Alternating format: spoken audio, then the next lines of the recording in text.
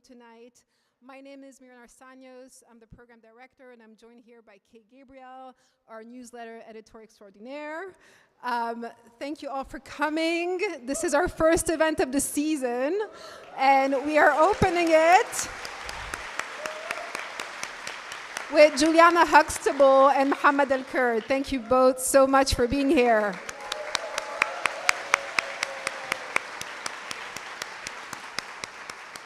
Before we begin, just a few announcements on my end. So our fall season is on, and we have a set of extraordinary events coming up. Next Wednesday, please join us for Grace Neeson and Kimberly Elidio. Next Friday, on October 3rd, we have Arjuna Newman and Denise Ferreira da Silva, curated by our Ethan Philbrick, our curator-in-residence. And on October 8th, please mark the date, we are returning to the sanctuary to celebrate the release of Fire Spitter, the complete oeuvre of Jane Cortez. And we're going to have an amazing lineup. Some of the readers include Latasha Nevada Diggs, Cal Carrell Lopez, Aja Monet, Fred Moten, and Brandon Lopez. I think it's going to be truly special, so please come back on October 8th. Yes, Jane Cortez. A few other announcements. I think there are books for sale at the back. I think we're sold out of Mohammed's book, but we still have a couple of books left by Juliana. What other announcements do we have? 2 all-gender accessible bathrooms at the back. There are other bathrooms on the first floor, going through this door up 1 flight of stairs to the right.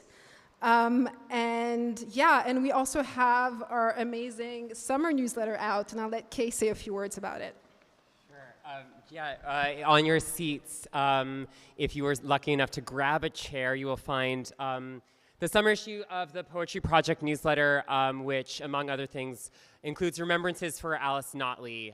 So it's a really beautiful, she also drew the owl.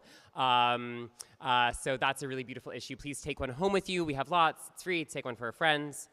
As Maren said, I'm Kay Gabriel. Thank you so much for coming tonight. I'm the editorial director here at the Poetry Project.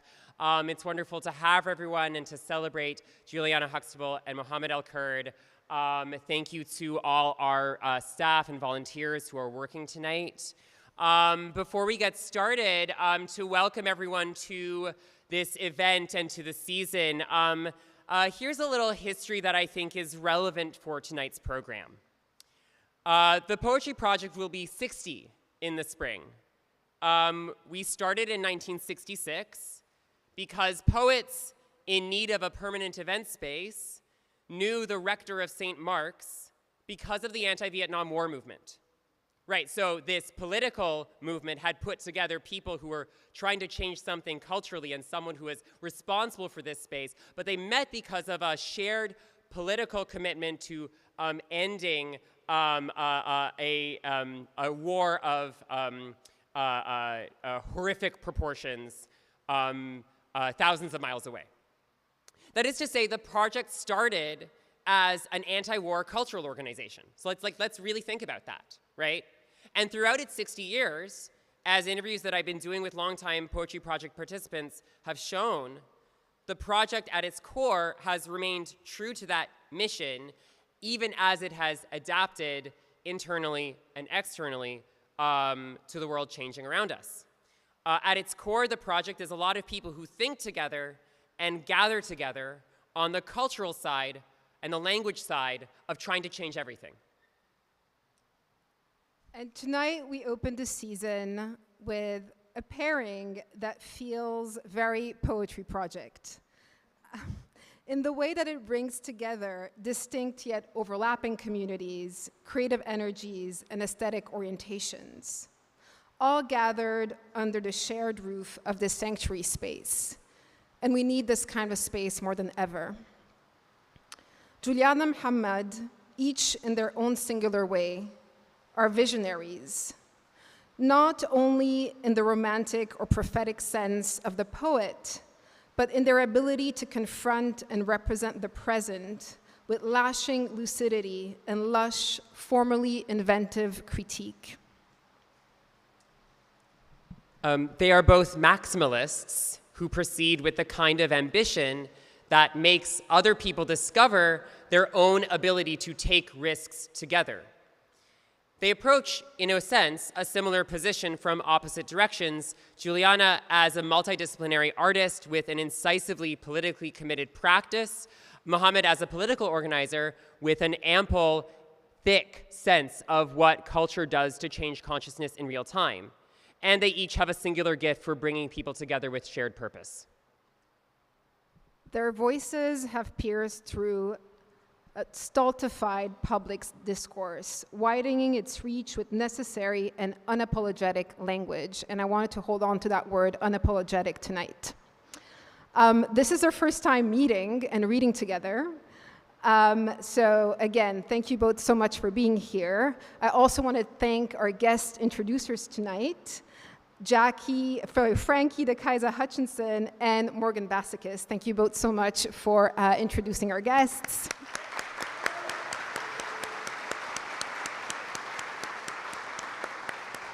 And I will invite Frankie to join us to the stage and introduce Juliana.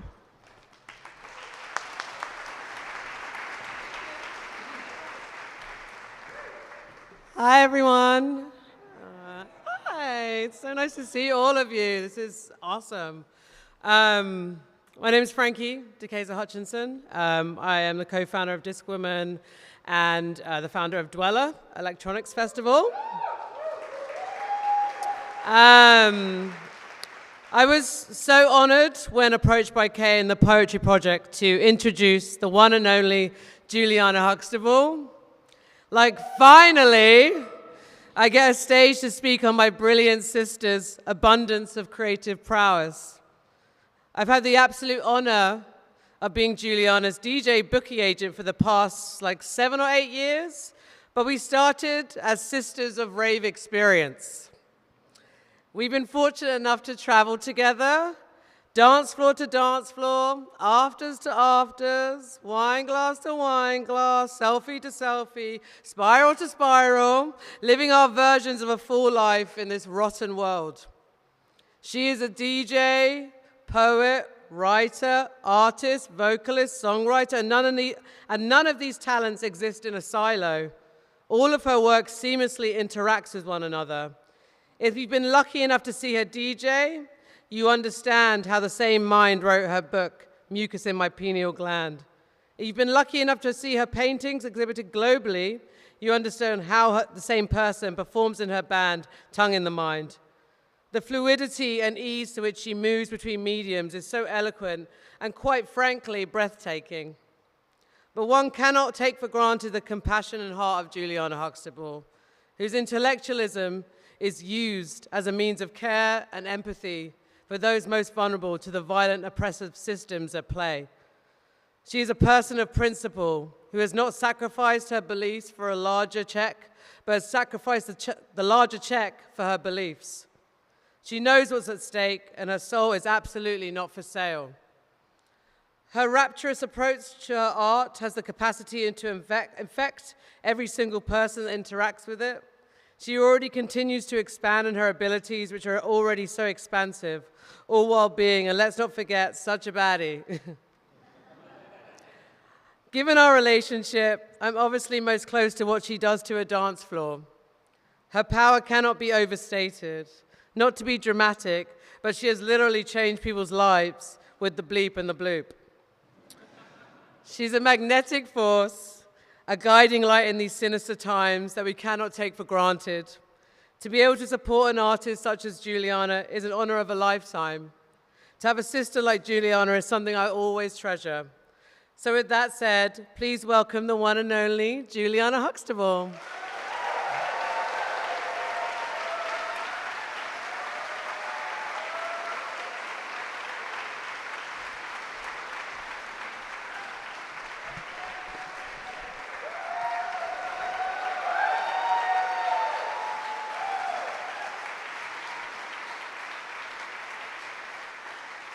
Thank you so much, Frankie. I love you. And thank you to the Poetry Project for organizing this. First, I'm going to read something from my first book, Mucus, and then the rest of the poems will be newer stuff that's coming out in my book next year. I'm going to read from a longer poem called There Are Certain Facts That Cannot Be Disputed. The totality of recent history is swallowed by a single obtuse comparison. Retrospective value generated in the accumulated resistance to a rapid succession of technology. Air over the fleshy vessel of a young dreamer, propelling her forward, hoping to crash into stains, to wear pridefully. I'm looking for alternate sources of energy, images of fossils that fuel the creators of World Book and Carta, the painters and illustrators they consulted, scientists really. The immaculate in vitro fertilization and birth of the infographic comes from this progeny. A muse mother tracing out strokes and gestures. Certain image tropes bestow the honor of neutrality. Origami structures flattened to quadrangles pinched at 90-degree angles, spread across found paper. Archaean, Proterozoic, Phanerozoic, Paleozoic, Mesozoic, Cenozoic. Figures emerge in profile. Microfossils from 3,500 million years BP prefigure trilobites. Placiderms and land plants populate an Earth on the verge of extinction, and amphibians give rise to reptiles, winged insects. The mind of a bright young illustrator from RISD paints my loftier hopes and curiosities. Grimacing triceratops promenade with mutant birds. Docile mastodons recline amongst horny, carnivorous flowers.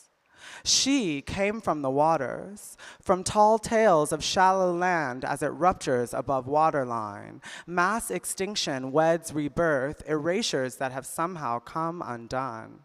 The water protected its own inaccessible depths. Tectonic plates shift, heat swelters, and the responsibility to depict is in the hands of Larry, who is otherwise reading Marvel comics.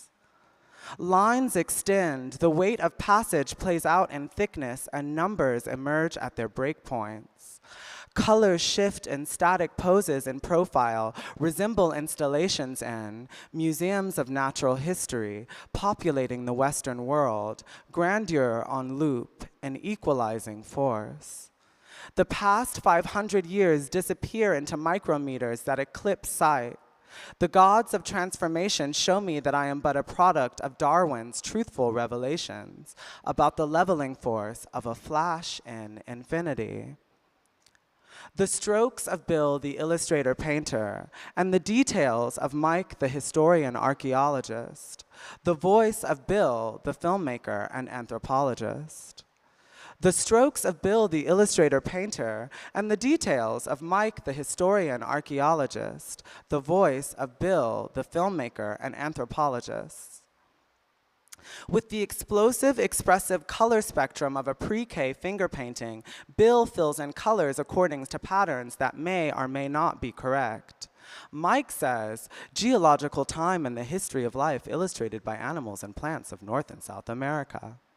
Jennifer, the designer, says, earth tones for the early Cenozoic era, soft pinks for the Jurassic, taupe for the entirety of the Holocene era, no distinction between Baroque and Classic.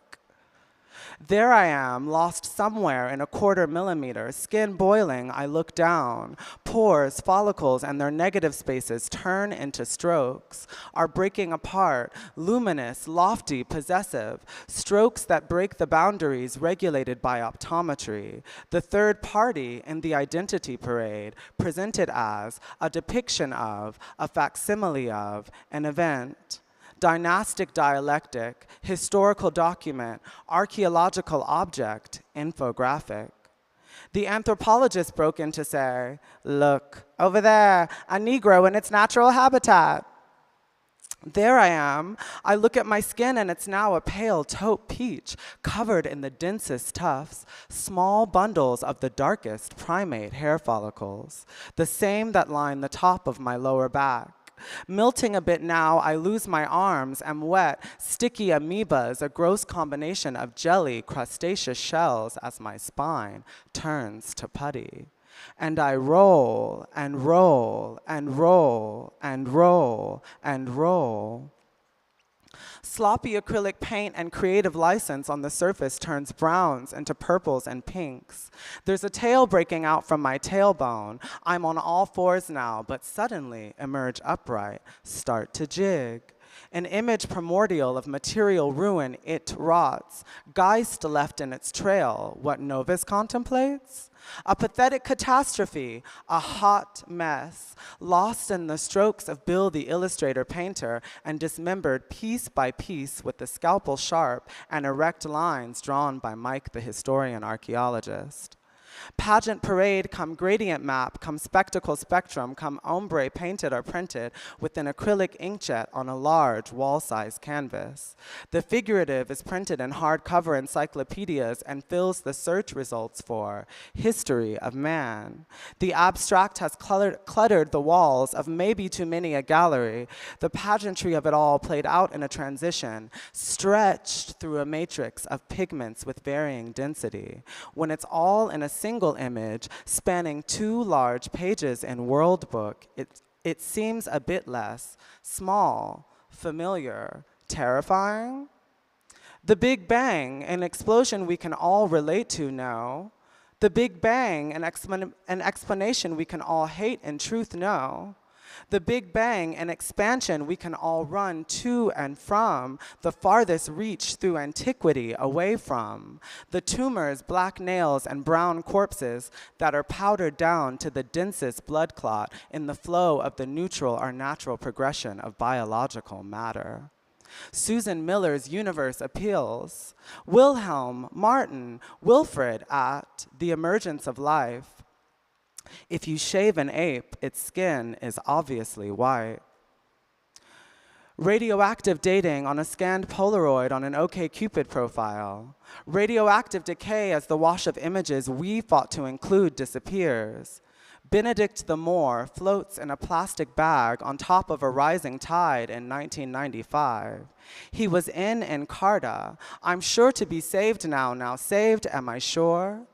Informative and representational surges crashing at the shore of a Gilded Age. Indians indeed in a new world of new natives whose smoke screens fills PC monitors and suggests that I've finally arrived. New trading post up, a new trade.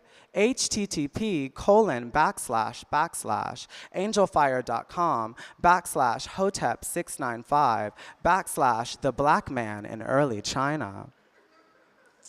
Navigational Netscape networks, traversing voids emerging through bits and pixels, discovered and are recolonized by outsider academicians. I thought less and less of Mike the illustrator painter and found a bit of mental rest in a much needed rainy spring. Encarta.com, geocities.com, encyclopediaafricana.com, lost in monsoon erosion, glimpses Wikifort shrink in the distance. I've lost myself, those low-res scanned images from museums in Nairobi and Lagos that no one cared before to bring to me, or to Mike the historian archaeologist for that matter. They were there, totally present, suddenly gone. Lost scholars, my saint revisionistas left me to drown without even knowing. The tide came in with vigor that spread and dissolved at shore, a combustion of heat and water. They built kingdoms without levees. My library was there.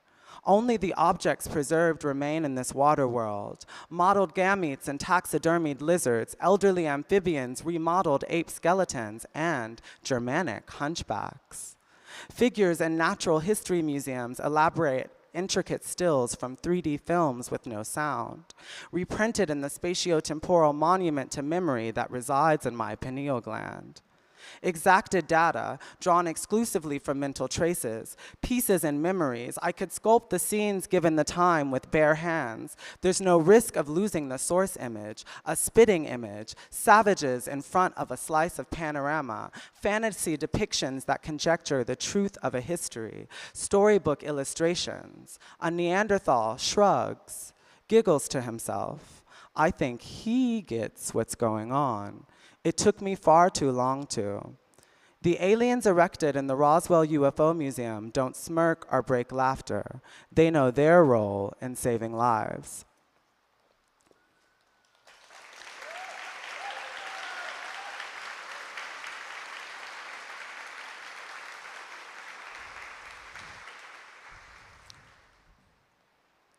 Post-punk. Against and as what? Once who, presumably shattered, shooketh at unspeakable sunset, claws of which screams, no, anti, anti. Forgetful of, or tragically cut off from, that which was to come after, simply post whatever supranameable omnipotence speaks illustratively in ubiquities of microplastics, thusly unyielding and inviolable, rushing flow of metatype monstrosity. Seismographic fistfuls of blood and soil blow over negligible specificities of rage, trickle into free radicals, unchain love from its placable conditioning.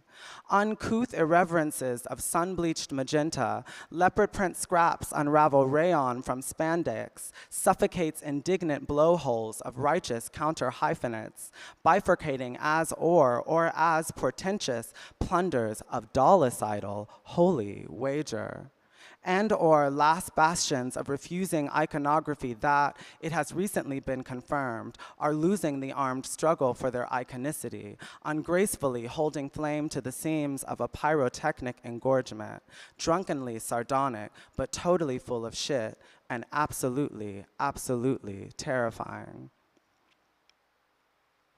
How much would a woodpecker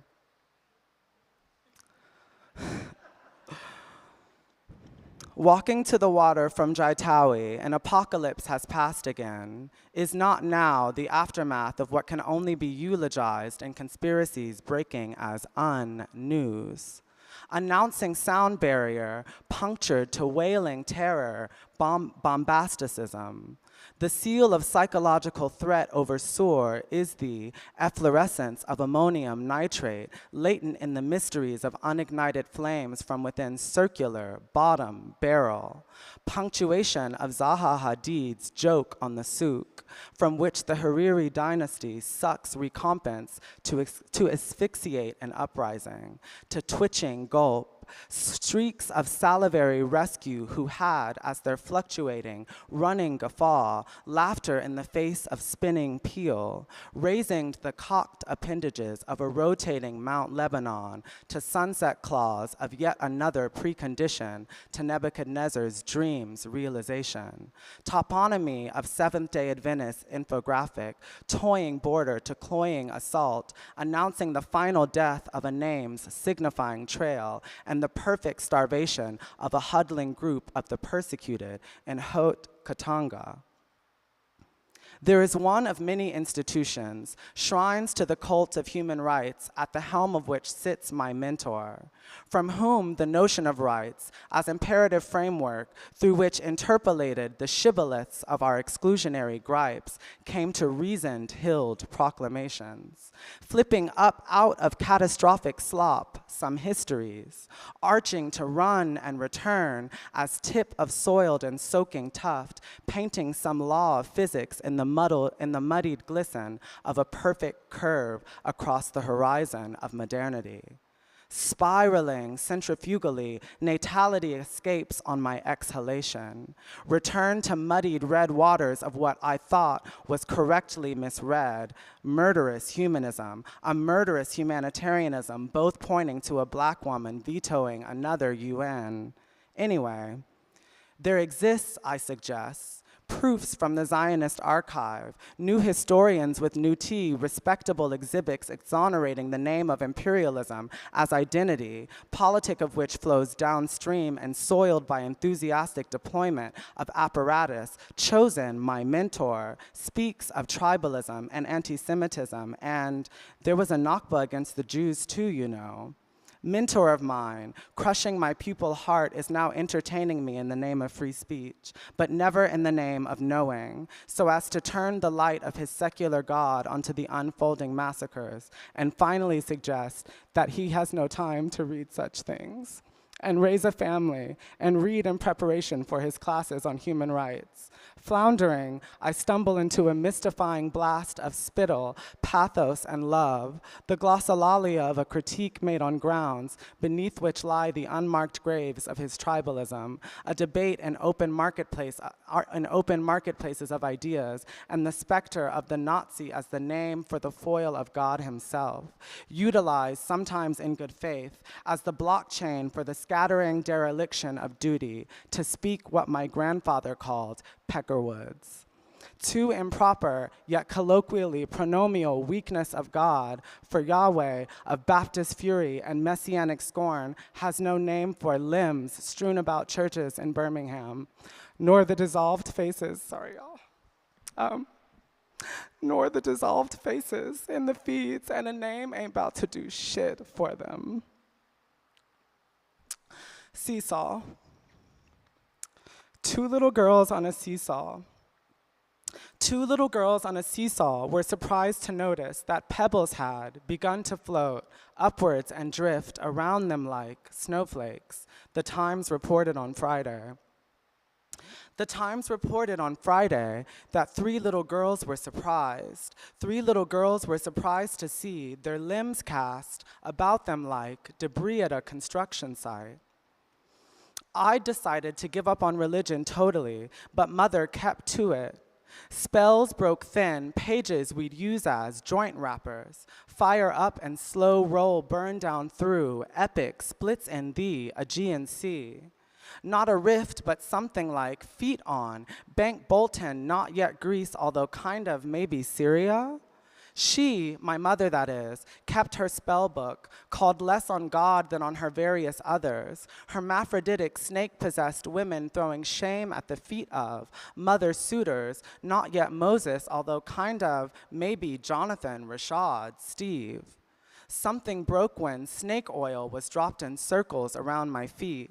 The stars began to peel back under its heavy, sullen influence.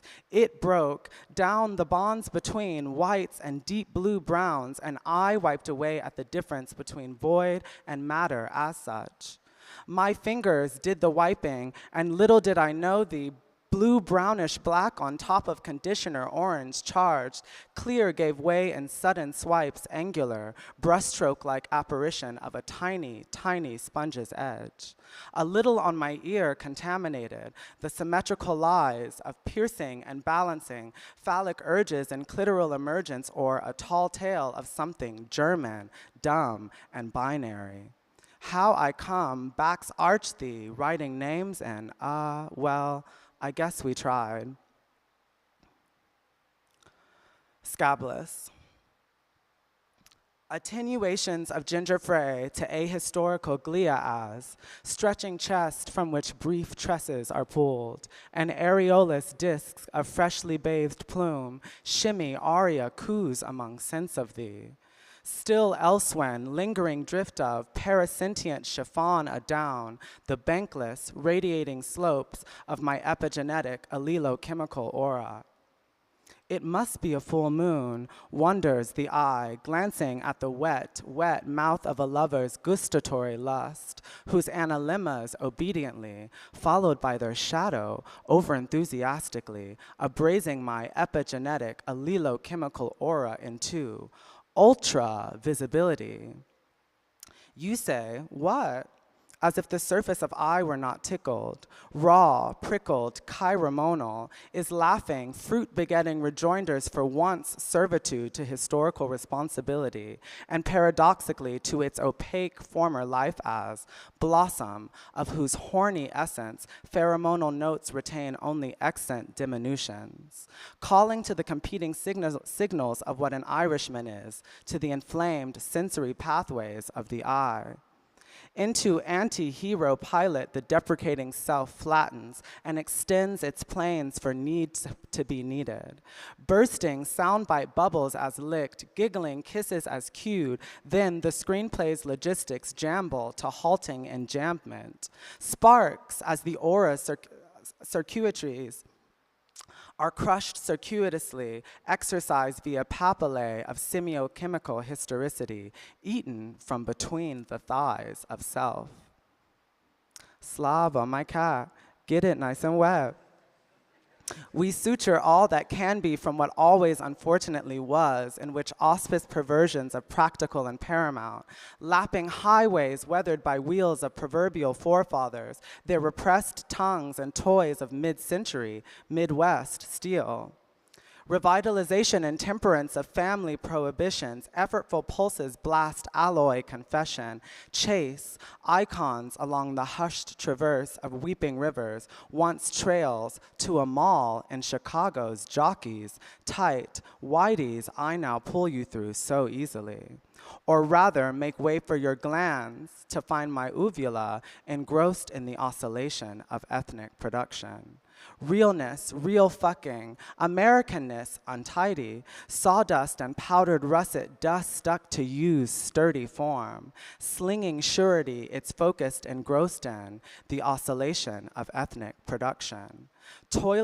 Toiling towards scabless elopement without love, we, on the floor of a woodworking studio, redeem our enjambments, drool puddles, reflecting pool in the Norman Rockwell navel, deflecting exhaustion to memory palace, landing the U and the I shored up, breathless in Mannahatta. Riley. My bratty Wonka kid projection is that I want Riley's show to be a low-key manifestation of that one time on my couch. Me and my sis mind melted, connected our heartbeats and understood that we had morphic fields more lit than any novel could splay. I can't remember where our limbs ended or began, because when me and my sis flesh mound were literally gloop, wobbling wibbly womp womp. For that indescribable stretch of something akin to a passage, we were whole. Your gurp burp splunk. Stargate for ESP, I thought, is that our silent dialogue was meta inner monologue, and for an ultimately brief window reflection in the water-filled vase, my sis and I, absolute. Ever since we were one, like that liquefied balloon, flattish and flubbery, tranquilized to speechlessness version of an absent best friend in the PSA against smoking weed. So Sarah, what's going on here? Sarah? Sarah? She won't answer you. This is the sober friend speaking now. Well, she can't. This is the way it's been since she started smoking pot. She's all lazy and boring and so me and my sis are the sun-melted stoner friend. Two become one, and we're definitely not lazy or boring. We're actually legit vibrating tea to each other. Sometimes we read to each other on couches and beds, words burbling us down to hot flesh pools like the witches we low-key always knew we already were. The whole witch as poet thing is obviously true and ran through, but we are, my sis and I, stoner sloth Sarah, literally flattened, unsettling the normies who stare at us in the bench in the corner of the club, asking in grimace, why are they doing that? Little do they know that they actually use the right pronoun for me, meaning my sis and I, when we're reading to myself. At some point, I form an utterance. Sis, that was real, right? Obviously. Indignance.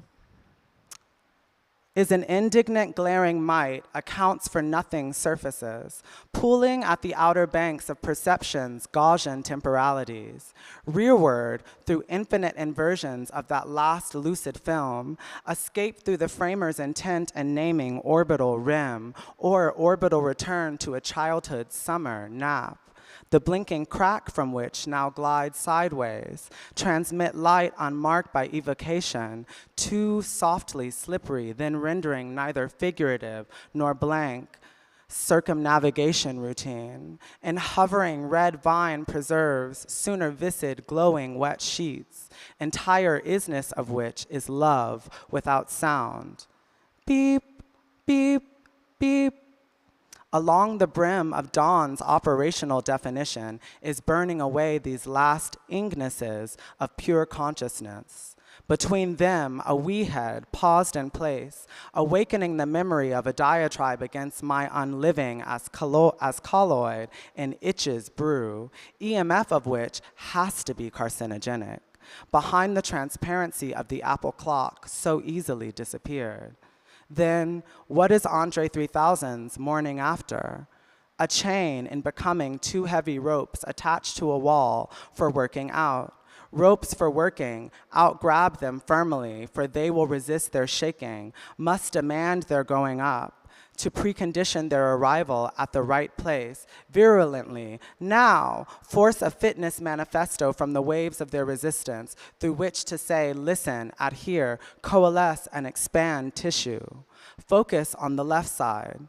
In spirit of hydromantic indifference, a freshly sharpened quill speaks itself as fucking, alkaloids of varying potencies through articulation, claiming by way of rot, accurate representation of my purported political valences. Reflections of a floral watercolor between glass of apartment window and the glass of an unused desktop, shined, captured, and an iPhone photo corner, set to be deleted, bleeds something irredeemable, hopeless, hemophilia. Its caterwaul idolatry must be shut the fuck up. Crouching beneath the warmth of Sunday morning, a neutered imp drips on about the conditions for an apophatic heat of the gender revolution, as it can only come thusly, wrenching guts to wonder why spleens produce no bile, yet America, the feminist lie. XO. Rituals of cleansing, flits to doored wells, ineffable sacrifice and freedom to fail.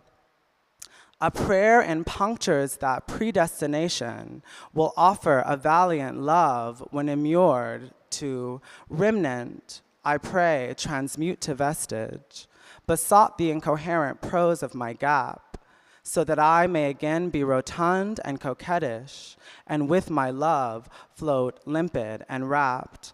Is the function of flesh, oh my love, to glint and poured parable the verge of will, to spite the psychoanalyst's drives over bosoms, desiccate mouth to quivering, hallowed quill, which is all to say in the form of a suckling ask, to fetter the direct to the chaos of attunement, to arpeggiate the winds at the joints of a body, the mouthpiece is writing the peal of the bell. The eternal intermittence of a slip-in form from the prism of Geist in the schism of decay, a single ray split to filament ensemble, speckles of disco on a sweat-covered face, odor of a body in a perspiring place. A burbling impatience says, "Fix it, Lord." Semiurgy of somatic text where alchemy and intimacy proselytize as one. Blithely asking the senses to surrender, or rather for involution at the sun's demand, as skin, as water weight, as the density of a slug, tightening and embracing the fibrous tissues of a scar, intoxicated by the scale, which brings us closer in thirst, our mutant ideals and heal with their forms, our mystic phenomenology disentangling from time, diving from the prosaic tactility of truth, suddenly emerge as the surface of plenitude, waiting through the reflected glances from you, flummoxed. Thank you.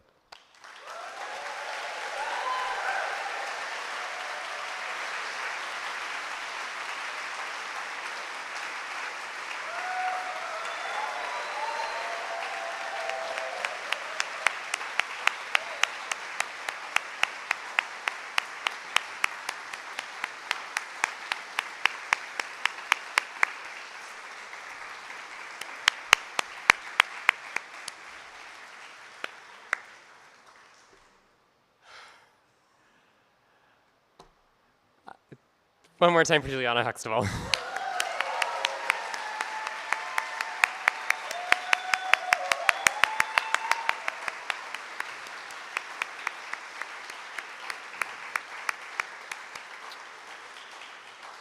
And next, to introduce Mohammed El-Kurd, please welcome to the stage Morgan Bassichis.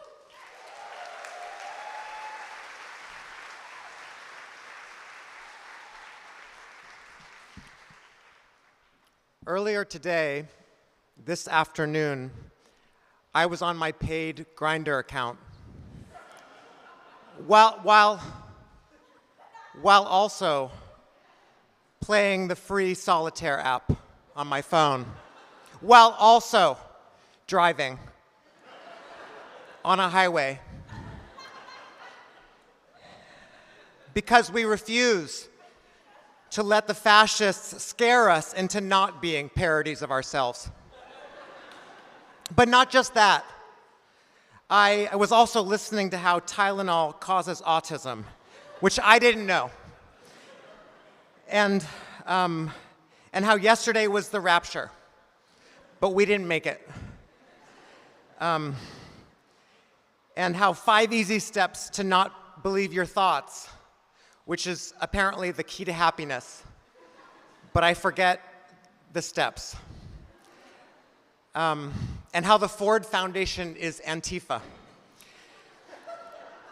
And all this is to say, I was thinking about how could it possibly be that Perfect Victims, Mohammed El-Kurd's Perfect Victims, only came out 4 months ago, when it is so fundamental to how we are making our ways compromised and disdainful and imperfect and irreverent, as Mohammed insists we allow ourselves to be, through the truly absurd mystifications and manipulations and obfuscations and accreditations. I was trying to think of Asian, standing ovation, of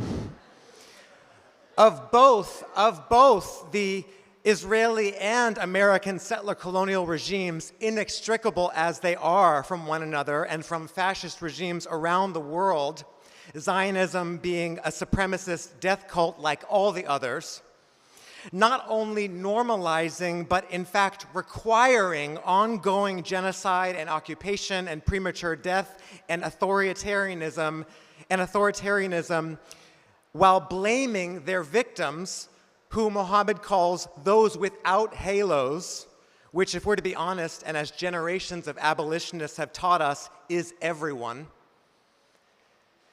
and endlessly distracting us from actual crisis, actual bombs, actual starvation, actual power relations, seducing us into, quote, bypassing the fires engulfing our cities to extinguish hypothetical flames.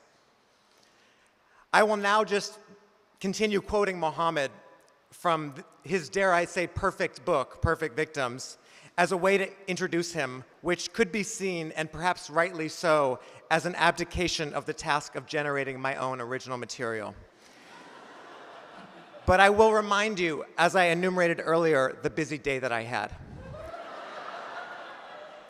But I think more accurately, my move to quote him reflects a sentiment shared by so many in this room, which is that Mohammed has a singular way of putting into words the ridiculousness and the urgency of the work in front of us.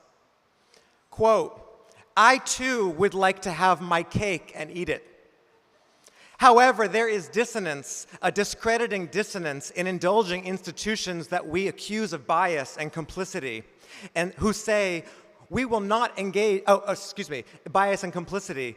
It makes those of us who take a principled stance, who say, we will not engage until you cease your omissions and fabrications, until you stop coddling our oppressors with passive voice, until you dismantle your dehumanizing standards, until you treat us as trustworthy equals, look like naive teenagers. Naive to reject the golden ticket, the validation and platitudes, naive to reject the readership of millions, even if such readership requires that editors mutilate our voices beyond recognition. I understand the lure of mainstream embrace, Beyond the attention, it pays rent and then some. We tell ourselves it isn't careerist aspirations that drive us to the stenographer party. Have you ever heard a better phrase than the stenographer party in your entire life? Rather, we want to change things from the inside. We enter these rooms and pander, and are pandered to secure a seat at the table. It is for good reason that we shed our skin to assimilate into the world that invisibilizes us. After acquiring respectability and protection, we will finally wear our real faces. But we quickly learn that the inside is already rotten, and we too run the risk of decay. Once we have institutional protection, we'll want to stay protected. And once we get some money, we'll want more wealth. When we go back to ourselves after a long career and look deep in our closets for the skin we once wore, we find it shriveled and discolored, foreign to us as we are foreign to it. One could say it is strategic, but we know that the master's tools will not do. Mainstream media institutions whose approval we so desperately seek will never accept us as their own. They will not absolve us. Beyond the microaggressions, censure, and editing us while we sleep, if the opportunity arises, they will even give cover to the villains in our stories. And they have. Please join me in welcoming Mohammed El-Kurd.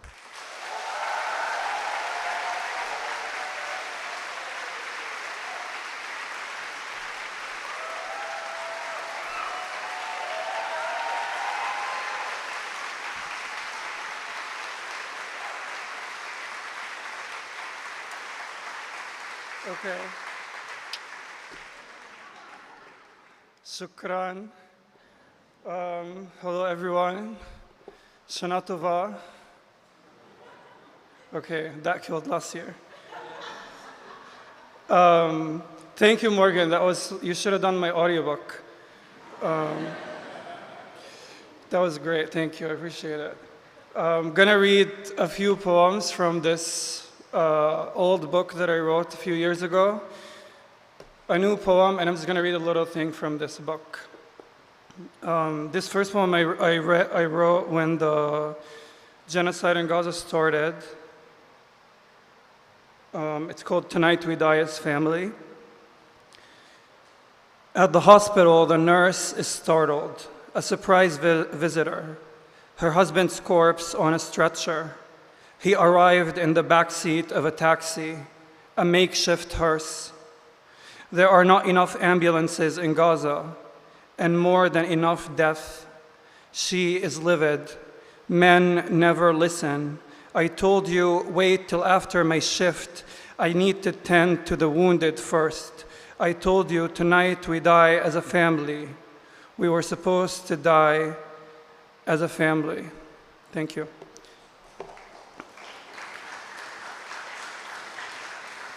So when I first started writing poetry, or reading poetry, I learned that if you say thank you after you finish reading the poem, people clap in spite of themselves.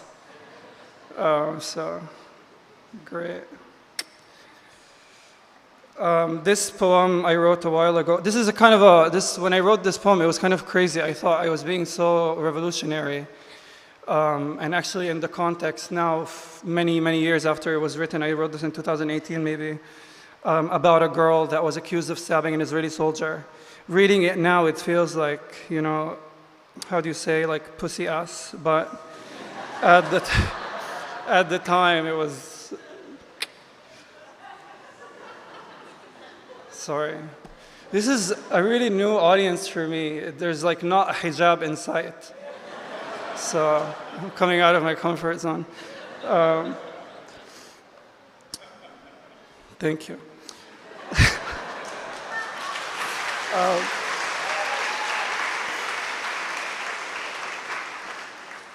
15-year-old girl killed while attempting to kill a soldier, or context.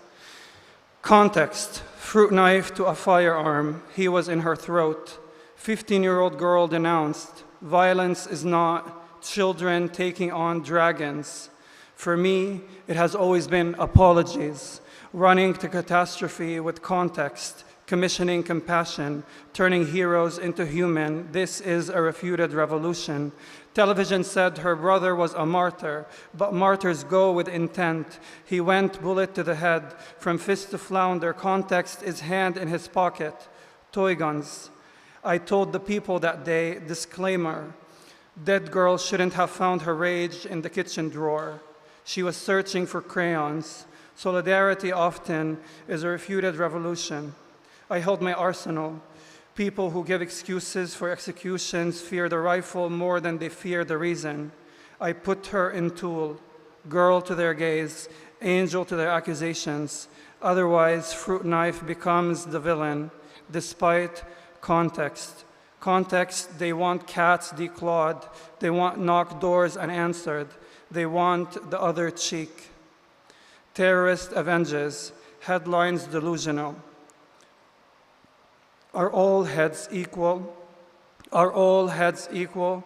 Is a soldier's heart equal to her brother's? I'll hold my arsenal. When they ask me next time, I'll say God held her hand. Thank you.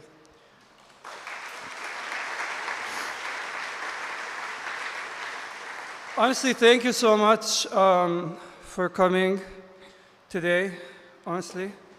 It's been such a dark time, but I'm really grateful that so many people have been checking on me. You know, my friends, my family, the IRS. No, really, I got fined by the IRS yesterday. I have to pay my taxes. Sorry, I'm just sharing. I don't have a therapist. I'm looking for the poem. 1 second. Jesus.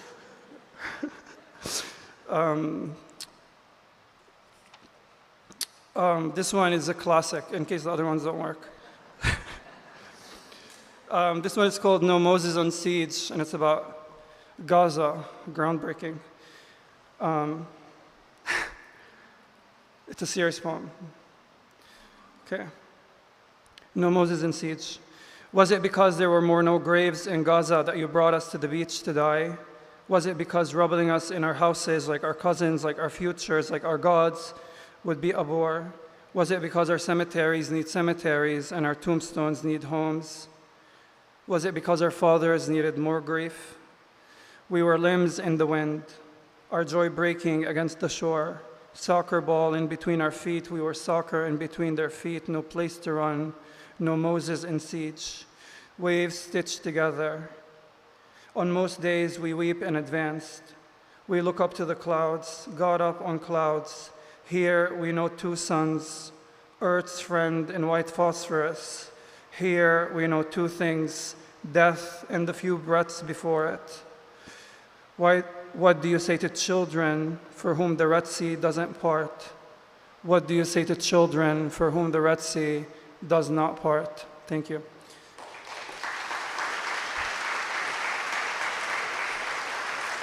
Thanks. I'm gonna read from this book. It's a book of essays. I think it's like, I think you should read it because I worked really hard on it, and they barely gave me a good advance. So the least you could do is read it. This is if you have the book in your hand, it's on page 14. I'm just gonna read a little bit. If it gets boring, you can grunt or. When I speak of dehumanization, I do not mean, at least not exclusively, the movies where actors paint their faces brown and scream Allahu Akbar, or the moments of televised fury when politicians slip up and call us human animals. Nor do I mean the unmistakably racist rhetoric that animalizes us, that says we have swarmed here and infested there, that we are hordes of savages and beasts. After all, as a poet, I am guilty of aestheticizing my work with bestiaries. Dehumanization is not merely the sentiment that compels columnists and envoys illiterate in Arabic to write smug reports, libelous diatribes really, on the region. When I speak of dehumanization, I am referring to the phenomenon more implicit, yet far more pernicious and institutionalized, a practice perfected by our politest murderers. When I speak of dehumanization, I am referring to the West's refusal to look us in the eye. It is the world's reluctance or incapacity to see our tragedies as strategies and our reactions as reactions. Its insistence on categorizing our normalities as deviance. Fundamental instincts, survival, self-defense, and the basic conduct intrinsic to life on earth become luxuries only they can indulge. The dehumanizers are not only the vulgar right-wingers and the brutal policemen, but the most politically correct of killers. The font is so fucking small, hold on. Damn. Someone did say this was ableist, like in the Goodreads review that the font was so small. I swear to God, they are right. Okay, I'm reading. Okay. Well, okay. The dehumanizers are not only the vulgar right-wingers and the brutal policemen, but the most politically correct of killers who deny us even eye contact before they pull the trigger, sniping coldly, impersonally from hundreds of meters away. The sniper here, the removed figure with the authority to erase our existence without ever having to engage it, indoors in both a literal sense, on our hilltops and rooftops, and a metaphorical sense, in governments and in newsrooms. In this reality, the sniper's hands are clean of blood, and the snipers are everywhere. The underhanded journalists, the spineless bureaucrats, the inconspicuous henchmen, the philanthropists who mine our tragedies for gold, the television anchors who obfuscate those tragedies, the missionaries who find their salvation in our demise, the devil's advocates, the distractors who litter our roads with red herrings, the unscrupulous political advisors, the activists who act as puppet masters, the elite capturers, the elitists in our ranks who demand of us a certain dance, who imprison us in the panopticon of their gaze, the self-appointed intellectuals, the clergy who whisper when they should scream, the very well-fed weapons manufacturers, and the university administrators who feed them, and the academics indulging in arrogance and willful misinterpretation, who mutilate Frantz Fanon and Walter Benjamin, deny human nature, and contest even the laws of physics in order to pathologize our resistance. In this reality, the sniper's hands are clean of blood, but his body count is insurmountable. And I'm gonna skip ahead. Hopefully your dog eared it.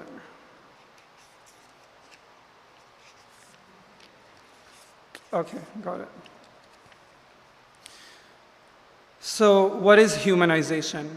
An aspirational sensibility, a colonial divide and conquer strategy doing the exact opposite of what it purports to do, a malevolent devalorization, an honest effort to counter the anti-Palestinian racism running rampant in the mainstream of the West.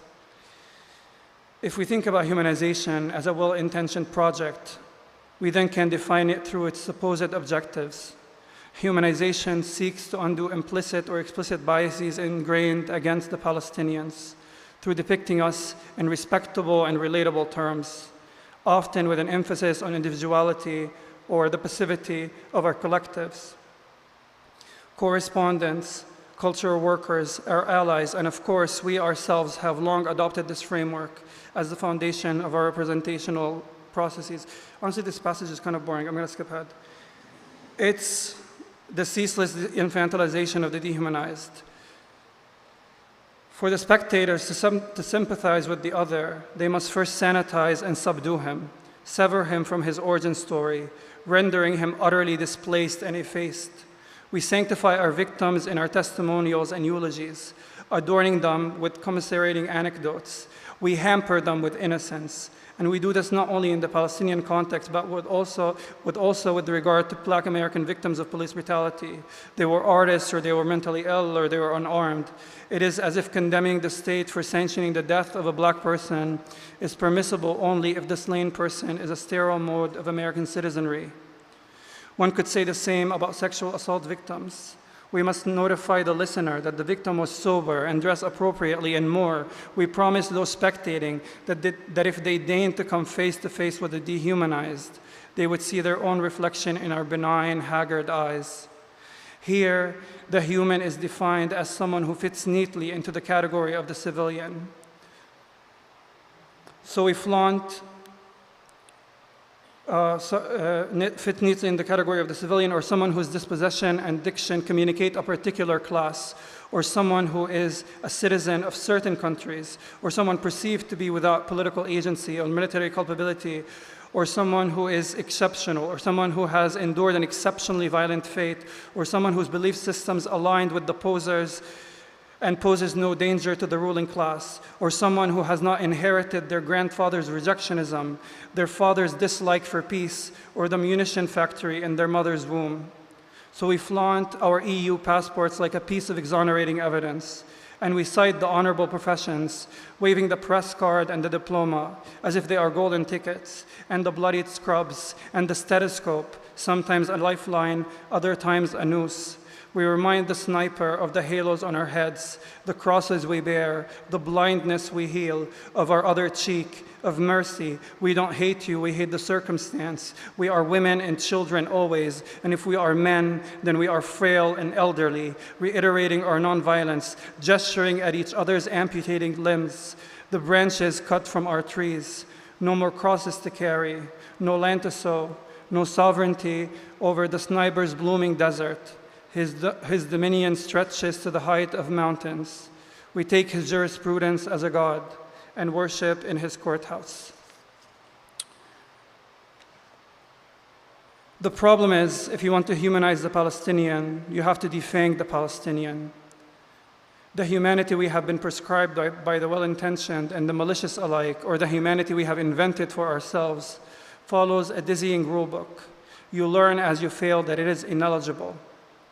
Our status, too, is scrutinized. Everything is currency and all is calculated.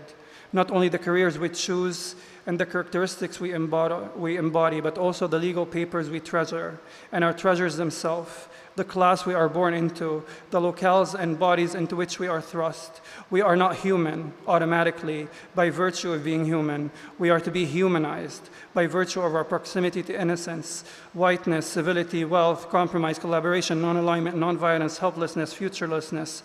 This lethal exercise in tightroping is meant to prevent us from falling into the ring of the condemned. And to tightrope is no easy task.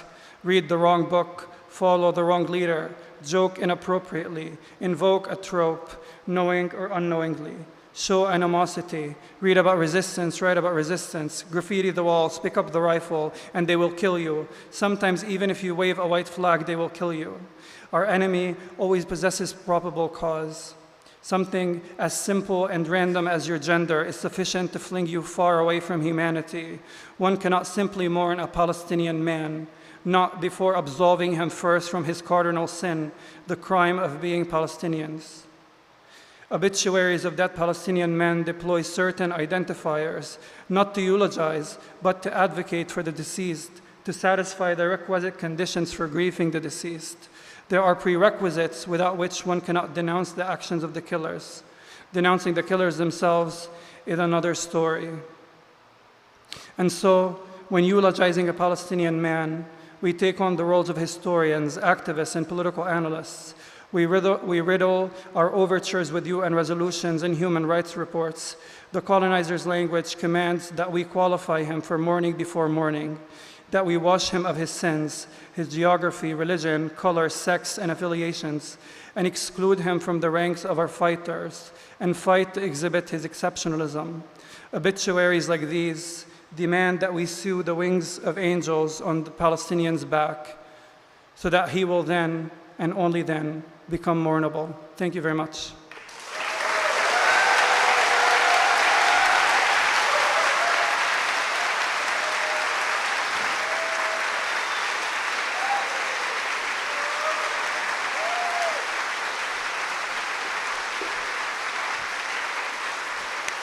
Shukran, Muhammad. Thank you. Thank you so much for this incredible reading.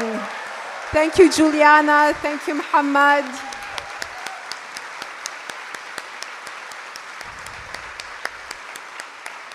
I also want to thank our incredible Poetry Project staff, whom I love so dearly. James and Noah working audio, Gary at videography, Nicole and Anna and Heather as staff support, and of course Kay Gabriel. Thank you all so much for coming, and come back to the Poetry Project. Thank you.